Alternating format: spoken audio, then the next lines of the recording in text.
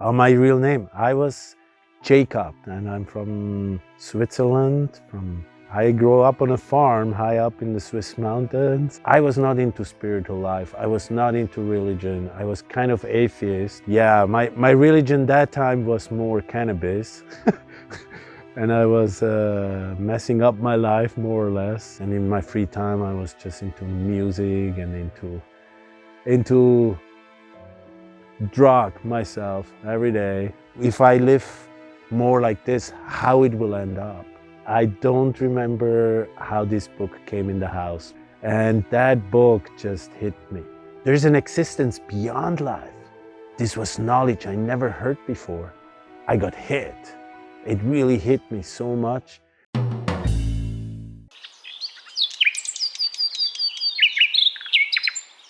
I'm Keshavacharya Das, and I'm from Switzerland.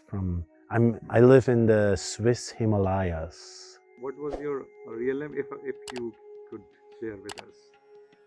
My real name? My real name, I was Jakob.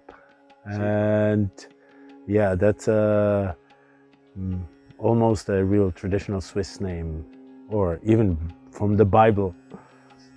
I grew up on a farm high up in the Swiss mountains, and I just became a metal worker. And then with 25, I bumped into the Bhagavad Gita, and there my life changed. This was 1992, where my religion that time was more cannabis.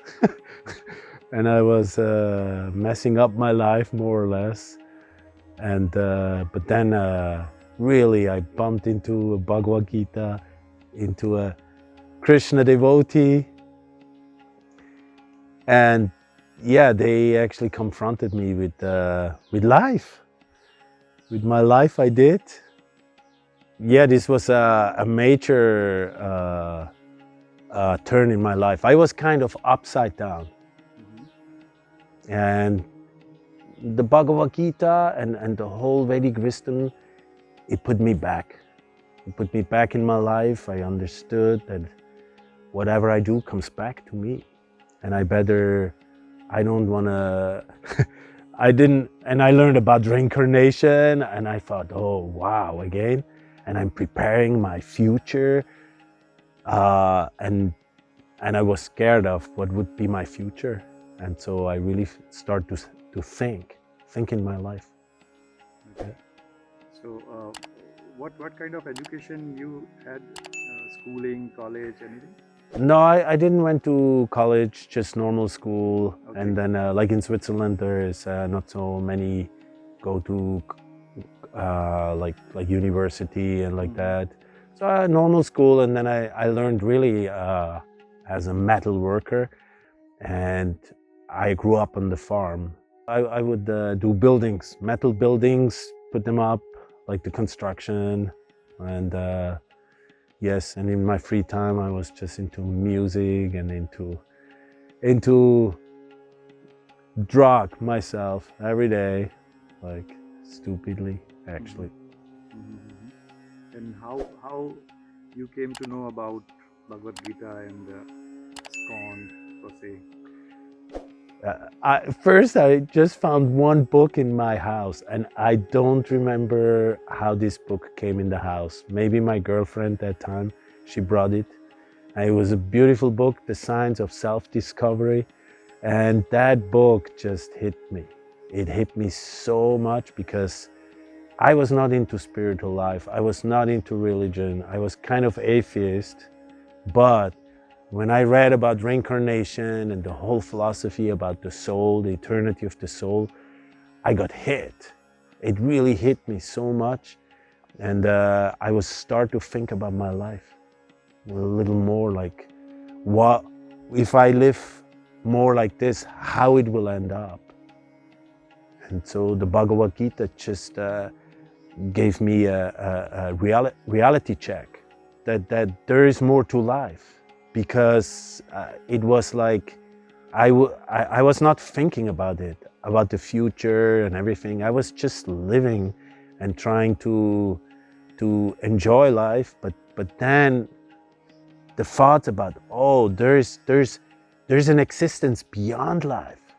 And this was mind-blowing to me, that like, and just that thought started to really hit me. And then, yeah, the Bhagavad Gita is just so much information about consciousness, about higher consciousness, about the difference between soul, the mind, the body, and this was knowledge I never heard before, and it was mesmerizing. Yes. And people normally, they run behind money and success and material things. Mm-hmm. So what do you think? Is this life okay to live like a common man and run behind money and all things, all material things, or there is something more to learn, and what do you suggest? Obviously, there is something more to learn. Like you said, we cannot live without money. This is also not working. But actually to not use the money in different way, the money not just for our self-enjoyment, use the money to actually improve ourselves, to really understand ourselves, and use money for a higher purpose in life. Because I tried everything else. I tried it, and I could see this world.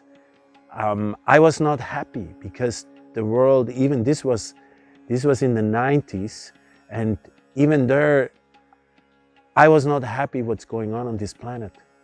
Like this whole greedy consciousness of companies and the war and everything. And it's not different now. It's the same, still the same. I'm not disturbed anymore because now I understand I'm only responsible for myself. And that's what the Bhagavad Gita really caused in me, that I understood. If I want to change the world, I can only change myself. Mm-hmm.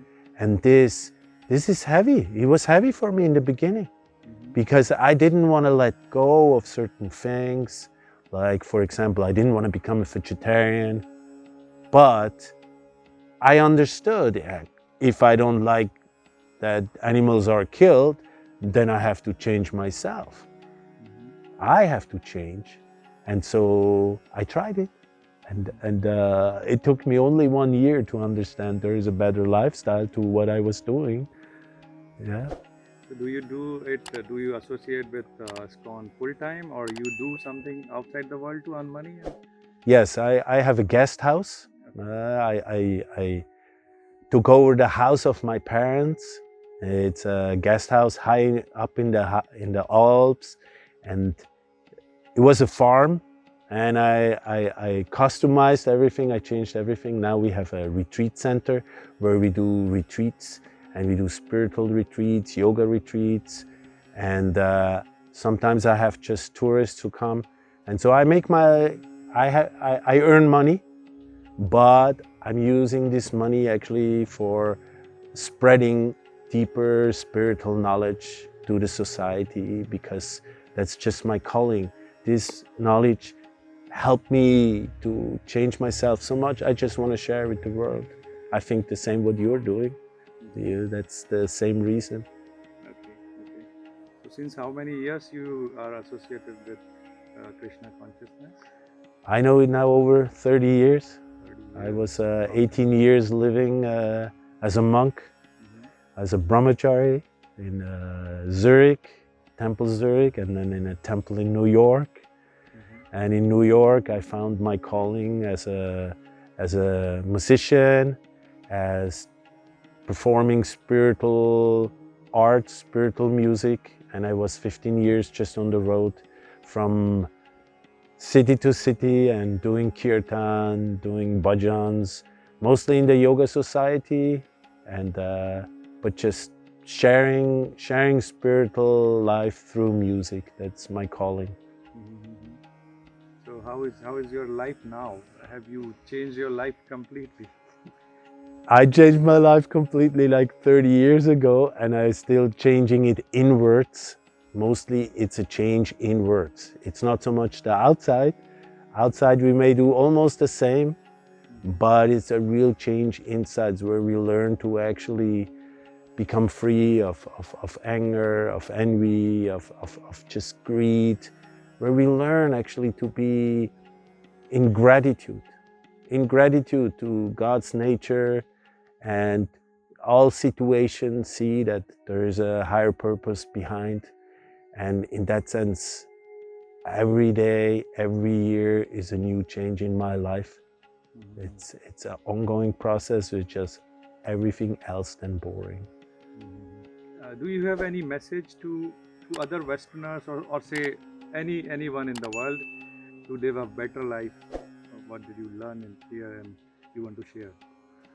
What I would like to share, wow, that's a good question.